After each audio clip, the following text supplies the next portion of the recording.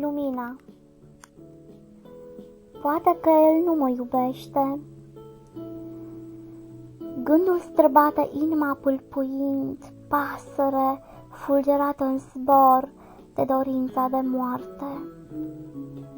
Într-o clipită lumea cu tot ce are în ea devine o albie secată de râu.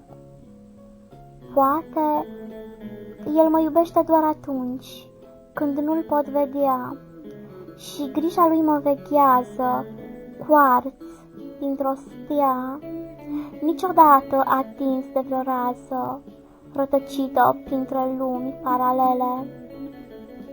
Poate el mă iubește doar atunci când nu-i pot răspunde și ard ca spinările pietrelor peste care apa a uitat să mai lunece.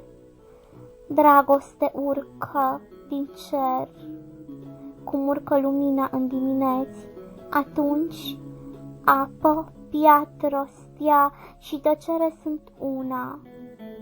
Și niciun gând nu mă mai întreabă nimic. Doar respirația, podul palmei a burit privirea și ce nu am mai întâlnit. Ne dor fericite cum ne doare luna și clipa când ne-am deslușit.